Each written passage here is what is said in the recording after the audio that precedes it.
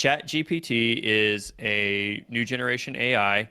It is a learning AI, and it is open source. And what that means is it's a piece of software that these people have come up with, they've developed, and they are opening it up to the public. It is free to use. You can sign up for an account. It takes 2 seconds, and the more people use it, the more it learns. And so what it is doing is it's getting to the point where it's creepy. People are using it to write college papers. People are using it to write code and like using it for their jobs to write code instead of them writing code. Like it is getting creepy good. As an example of this, so let's say I was playing around with it earlier while y'all were talking about chicken wings, right? Let's say I wanted to write a research paper on chicken wings, flats versus drums. All right, check this out. Let me. All I said if this works, I'm gonna be pissed. Okay. I said chicken wings, flats, or drums. It says, as an AI language model, I don't have a personal preference, but I can provide you information. Chicken wing flats are the two pieces of the wing that are flat and have two bones. They are often preferred by people who like crispy skin because they have more surface area for breading or seasoning. They are also easier to eat because they can be held with one hand. Chicken wing drums are the other two pieces of the wing. And it goes on and on. Wait, hold on, no. Wait. Read because you talked about why people like flats. I want to know why people like drums. They are often preferred by people. I know you lying. Preferred by people who like meaty bites. Yeah. Because they have more meat than flats. They are also easier to eat with a dipping sauce because they have a handle to hold on to. my man. This is, you know what's crazy? In the chicken wing flats versus drums war, nobody's ever explained it like this. Nobody said like, "Oh, there's more surface area." That was perfect, dog. And this shit was like really philosophical. I was like, "Yeah, that makes a lot of sense." And then it went to the drums. I was like, "Yeah, that does make a lot of sense." So that is. So let's ask you something more complicated. Like, what's like a question that you have, and it can't be opinion based. Remember, this is an AI, so it can't have an opinion. Okay. Chad, if you have any questions, I'm thinking. But also, Chad, if you have any questions too, chat as well. Throw us some ideas. Ask it. So, dude, that's scary. Okay, go ahead. Ask it why the Eagles lost the Super Bowl. See if it what reasoning it gives for that, and specifically put like in 2022.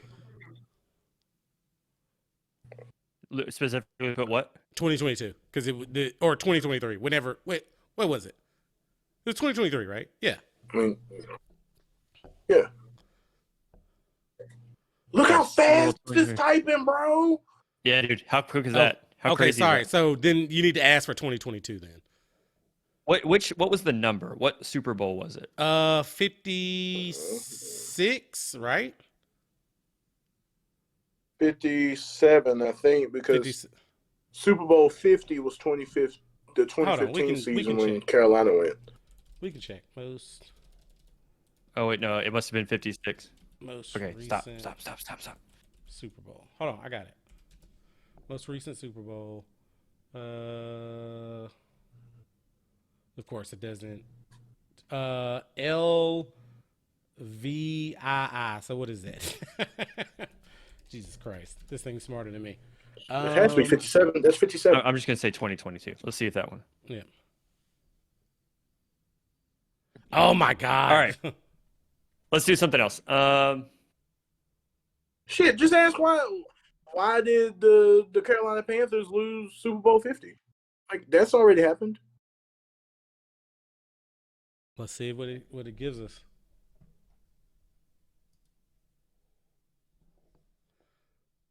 It was 57 was the most recent Super Bowl. There were several factors that contributed to their loss. What? The Broncos defense. The Broncos had one of the best defenses in the league that season. They sacked him 6 times. How is it doing this shit 4 so turnovers, fast? which led to 10 points. Dude, this is spitting facts like fucking Joe Buck over here. Look at this, dude.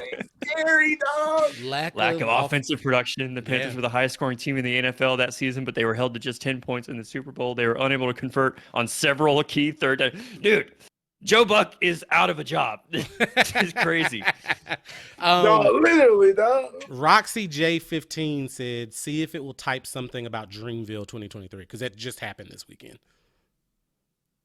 What is It Dreamville did. 2023? Dreamville is J. Cole's like a festival, music festival. Okay.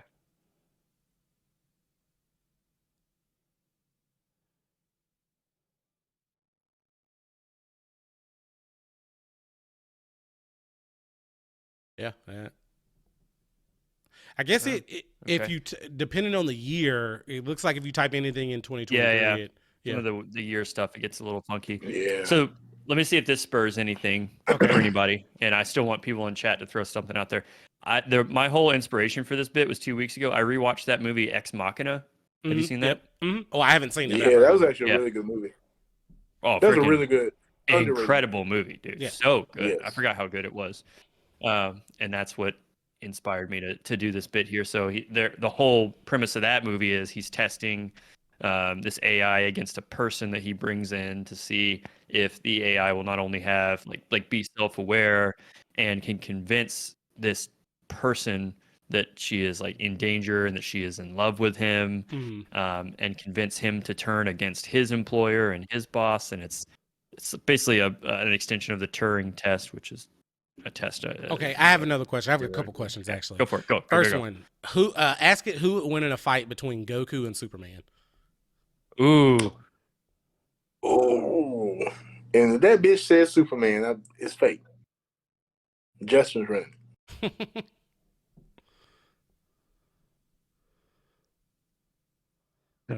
Wow.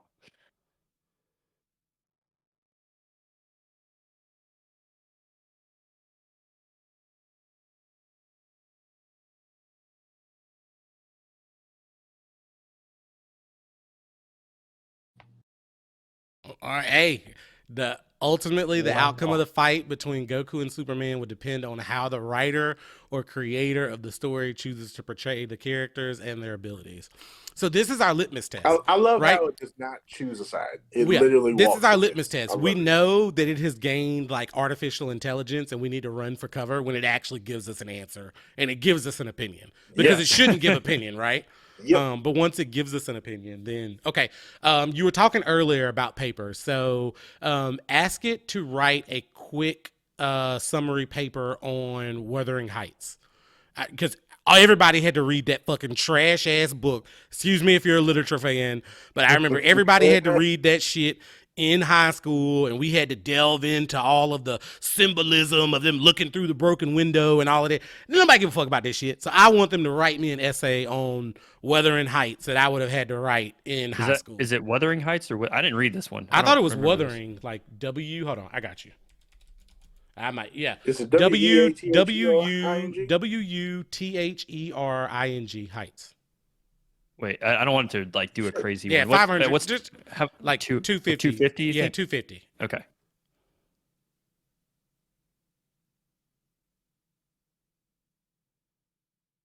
Dude, if this existed when we were freaking kids, Can bro, you imagine? I would have been valedictorian. Because we had fucking smart notes, bro. Right. Well, see, here's the thing. What about in 50 years when you go to the doctor because you got cancer or you need to like get something done and your doctor passed medical school by using fucking Chat GPT? The novel is known for its intense and tumultuous love story between Catherine and Heathcliff, which is characterized by passion, violence, and a sense of destiny. Catherine, the daughter of the... I mean, this is crazy. Okay. You never read the book, Nick? No, I don't really. I thought that was like a thing. Okay, I got another one for it. 11th grade, bro? I got another one for it. I want to do another. Okay, all right. Do we have anything in the chat? This will be the real test here. Roxy said trash book. Exactly. It was so trash. Give me a brief history of what is it, Andrew? No. I'm shamed. Suki will know. Suki in the chat will know what I was referring to here. Andruil is the sword that Aragorn wields in Lord of the Rings. Okay. But apparently it's also a character from Dragon Age, which 5 a.m. You see him in the chat here, my little brother, big Dragon Age fan. Okay. You were talking about you were talking about like doctors and shit. So, ask it like what you should do to like cure a common cold, or just tell it like, I have a cough. I've got one. Yeah, okay. Despair cut the shit out of her finger last night. Okay. And we were wondering if we'd have to go to the ER for stitches. Tell me how to stitch a bad cut. It's already covering its ass. It's human.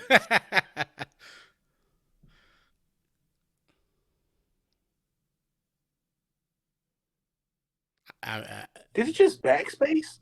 I think it did. I think it's just like formatting itself. And there are the steps. It's just 7 steps on how to make a stitch. That's crazy, dog. Yeah. So ask it to explain like I don't know, what's a crazy like explain the Pythagorean theorem. Oh, it's easy. It'll get that. It'll get that one easy. I'm just trying to throw. Explain the trolley analogy. Oh, this is good. Or trolley problem. Yeah. Dude, the fact that it can recognize what I'm typing, and I'm not like using punctuation, like not formatting things specifically. This is some iRobot type shit, bro. Like, yeah. Like, oh my god, or becoming human or something like that. Like, this is crazy, dude. Ask it a question about itself. Like, ask it like, hey, Chat GPT, can you feel pain, or like, do you love? Ooh.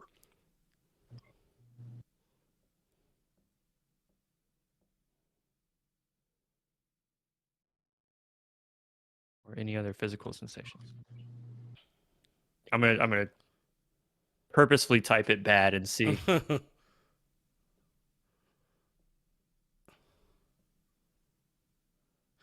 Ask it, does it have the potential to become ask it, does it have the potential to gain consciousness?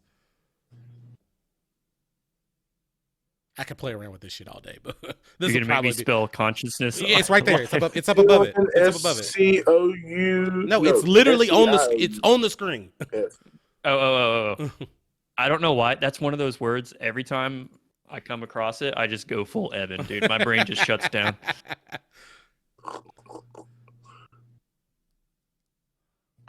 She paused there for a second. Yeah. While some researchers and experts in the field of artificial intelligence believe that it may be possible to create machines with consciousness in the future, it is currently a topic of much debate and it's difficult to say. It's difficult to say. Sounded like a politician. Okay. Suki says, best way to hide a body. Ooh, this will be fun. Oh, that's a good one. That's a good one. Hey, Suki, before you do this, Suki, what do you got going on? You might want to scramble your IP address. That's not that serious. No, dude, I'm not worried about it. Let's see. You should say hypothetically speaking. Hypothetically speaking.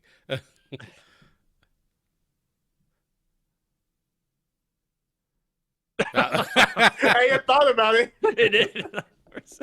Oh man. Oh, that's funny. That's funny. All right, well, I'm gonna have to keep this in mind when I go to work tomorrow. If I need like a problem or some shit solved, I might have to. Y'all, I bet you it could probably also do. There used to be this website we used in my college calculus class. It was called Wolfram Alpha. It's basically like a Google for math. You could type in like any complex equation into it, and it would solve it for you. It'd give you graphs. It'd spit out bell curves, all kinds of crazy stuff. And I bet you could do similar stuff here. I'm sure. Bet you could do.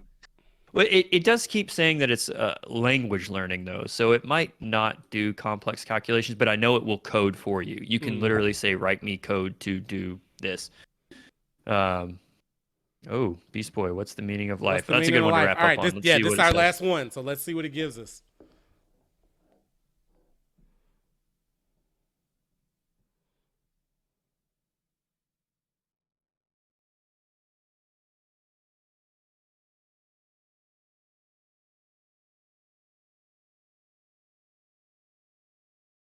The meaning of life is deeply personal and subjective matter that can vary greatly from person to person. There you go. Isn't it crazy that it's not just saying like it could have just said this last paragraph here, but it's like writing like a fucking preamble multiple like paragraphs. Like, I mean, it almost feels like it's thinking for sure. Like, y'all intrigued, and I'm like tripping out, bro. I mean, there's plenty of stuff in this world that could scare me. At the end of the day, like if it happens, it happens, bro. there is a really good episode of, I know that Joe Rogan is a controversial figure, but he recently had a scientist on by the name of Lex Friedman, where they dive into, Lex Friedman is a former Russian citizen. He's now an American citizen, but he's an extremely smart guy. And he specializes in a lot of AI stuff. And they have a really interesting and philosophical conversation about it. If you're interested in that, I would encourage you to go check that episode out. I have to give the reference. So Suki said to Beast Boy 42, the answer to what is the meaning of life. That is a reference from the movie A Hitchhiker's Guide to the Galaxy, right?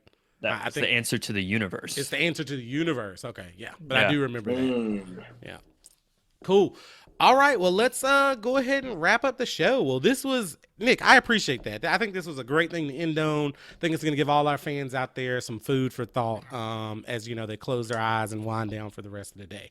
So don't forget to hit that follow button on Twitch if you haven't done so already. Again, our show airs every Monday night, 8:30 p.m. Eastern time.